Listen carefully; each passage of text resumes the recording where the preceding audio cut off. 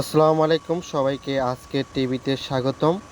তো এই মুহূর্তে চট্টগ্রাম ইপিজেডের আগুনের খবর। এখনও পর্যন্ত আগুন নিয়ন্ত্রণে আসে নাই। এখনও পর্যন্ত আগুন ধাও ধাও করে জ্বলতেছে। এখন আগুন নেভানোর জন্য সেনাবাহিনী নেমেছে। ইতিমধ্যে আগুন নিয়ন্ত্রণের কাজ সেনাবাহিনীও করতেছে। তো আপনারা সাথে থাকুন, কি হয় আপনাদের আপডেট জানাবো এবং কি কী পরিমাণ যে আগুন জ্বলতেছে যা আপনারা নিজের চোখেই না দেখলেই বুঝতে পারবেন না। এটি একটি তৈলা ফ্যাক্টরি যা আদম টেক্সটাইল নামে পরিচিত। তো ঘটনাটি আগুনটা লাগে হচ্ছে দুপুর 2:15 দিকে। এরপর আগুনটি আস্তে আস্তে বেড়ে যায়।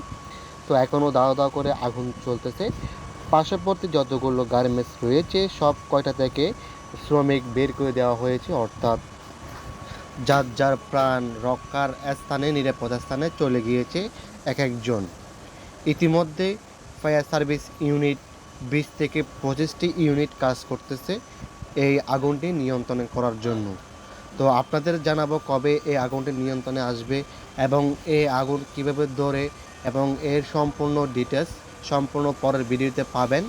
সম্পূর্ণ ডিটেলস আপনাদের দিয়ে দেওয়া হবে।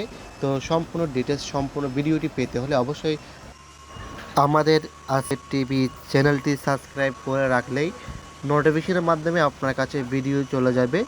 এরপর আপনি ভিডিওর ডিটেলসগুলি পেয়ে যাবেন, অর্থাৎ আগুনের সূত্রপাত, কীভাবে আগুন ধরে এবং আগুন নিয়ন্ত্রণের সম্পূর্ণ ডিটেলস পরের ভিডিওটি অবশ্যই পাবেন। তো ততক্ষণে আপনারা ভিডিওটি দেখতে থাকুন।